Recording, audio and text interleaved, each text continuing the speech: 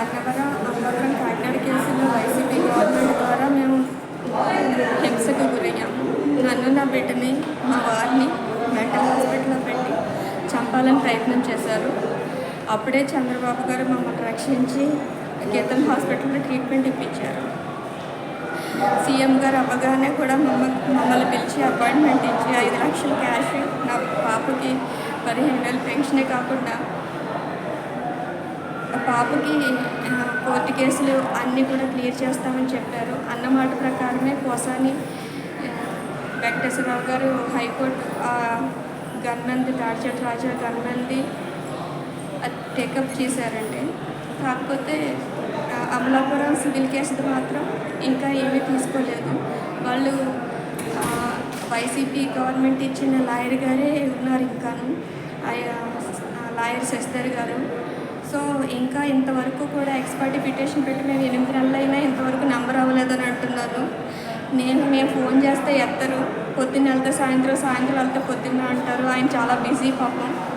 నాకు నా బిడ్డకి అన్నిసార్లు తిరిగి ఓపిక లేక నేను చంద్రబాబు గారిని మళ్ళీ ఒక్కొక్కసారి రిక్వెస్ట్ చేయడానికి వచ్చాను. అక్కడ అమలాపురం ఎంపీ హరీష్ గారు మాకు చాలా హెల్ప్ చేశారు. ఆయన దాని వల్లే సిఐ గారు, అమలాపురం టౌన్ సిఐ గారు వీరబాబు గారు ఎఫ్ఐఆర్ ఫైల్ చేశారు. ఎఫ్ఐఆర్ అయితే ఫైల్ చేశారు కానీ ఛార్జ్షీట్ ఇంకా ఫైల్ చేయలేదు. సో నేను పోలీస్ స్టేషన్కి, కోర్టులకి తిరిగి కలిసిపోయాను సార్. అదొక్కసారి మళ్ళీ రిక్వెస్ట్ పెట్టుకుందామనేసి నేను ఈరోజు టీడీపీ ఆఫీస్లో చంద్రబాబు గారి ప్రజా దర్బార్కి వచ్చాను.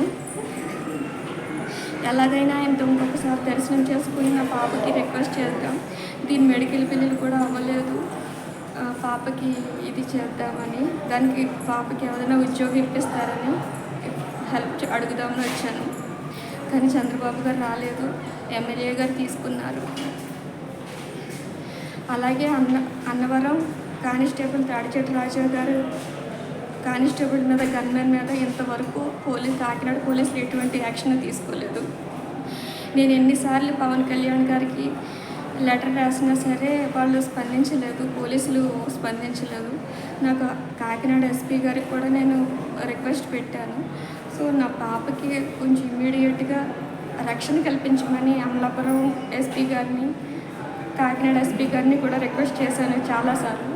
కానీ ఇప్పుడు అవ్వక నాకు వేరే గత్యంతరం లేక సీఎం గారిని కలుద్దామని ఇక్కడికి వచ్చాను సార్. నాకు ఎలాగన్నా నాకు నా బిడ్డకి న్యాయం చేయండి సార్. 5 సంవత్సరాల నుంచి కోర్టుల చుట్టూ, పోలీస్ స్టేషన్ చుట్టూ, పార్టీ ఆఫీసుల చుట్టూ నేను తిరగలేక చచ్చిపోతున్నాను సార్. నా బిడ్డకి ఈరోజు బంధువులు కూడా చంపడానికి ప్రయత్నం చేస్తుంటే తట్టుకోలేక నేను కాశీ వెళ్ళిపోయి ఇంకా అక్కడే ట్రీట్మెంట్ చేయించుకుంటున్నాను. ఆ శివుడి దయ వల్లే నా బిడ్డ బతికింది. చాలా థ్యాంక్ యూ అండి. ప్లీజ్ అలాగైనా నాకు న్యాయం చేసి పెట్టండి. అందరికీ వేడుకుంటున్నాను sir. Thank you so much.